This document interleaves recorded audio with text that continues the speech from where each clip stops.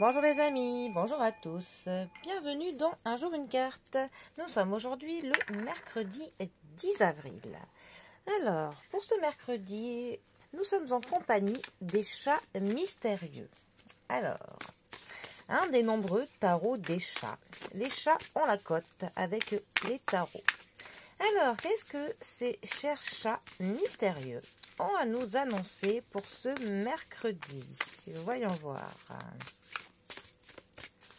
Alors,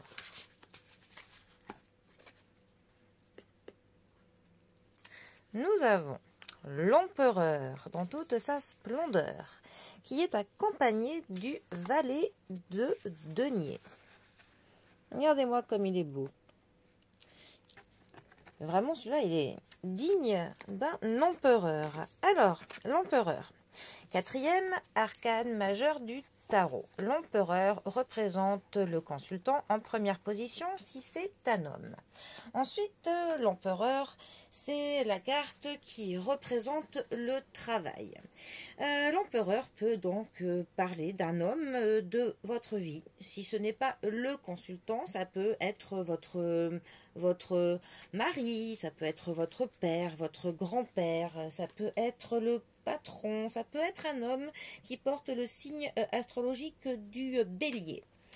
C'est clairement pour le coup un homme qui aurait plutôt de l'autorité, du pouvoir, qui aurait une figure qui est paternelle. Un homme qui pour le coup sait comment vous aiguiller, vous garder dans la bonne direction. Un homme qui a quand même du pouvoir, mais le pouvoir de la raison. C'est un homme qui aime faire que les règles sont respectées, mais ce sont souvent ses propres règles qu'il tient à faire respecter. Quand il est mal positionné dans un tirage, ça peut même nous parler d'un homme qui est un peu tyrannique, un homme qui veut un petit peu avoir tout le monde, voilà, qui aime bien diriger, un homme qui ne tolérera pas d'écart à ce qu'il peut dicter. C'est un homme qui pourrait être un peu toujours mal positionné, insensible aux autres et à leurs sentiments. Un homme qui aurait vraiment une pensée très dogmatique, qui est vraiment instaure des lois ou des valeurs familiales qui sont très strictes.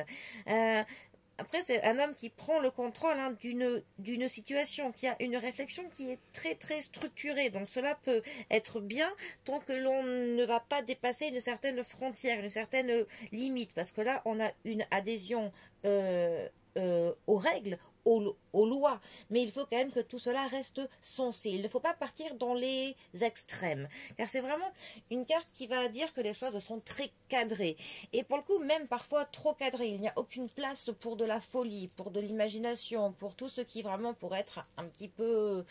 Enfin voilà, il n'y a pas de place pour des fioritures.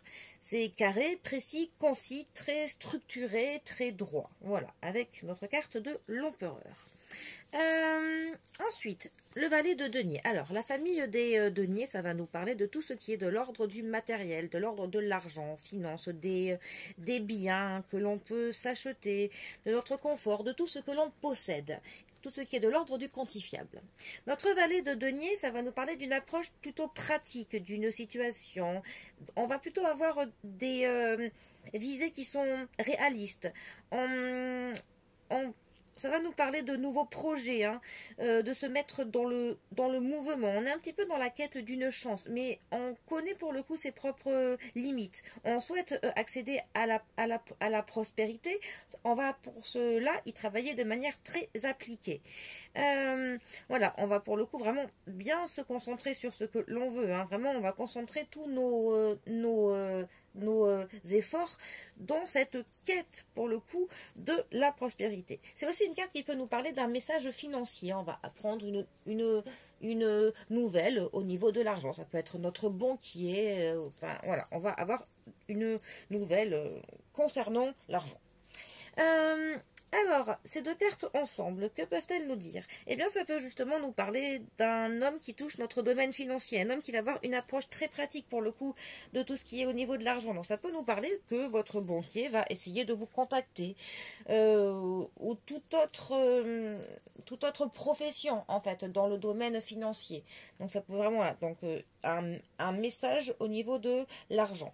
Après, ça peut aussi nous parler pour le coup de nouveaux projets en quête de prospérité et de projets pour le coup qui vont être très voilà très carrés, qui vont être vraiment très délimités.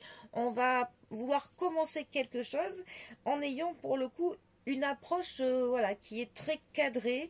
On va pour le coup peut-être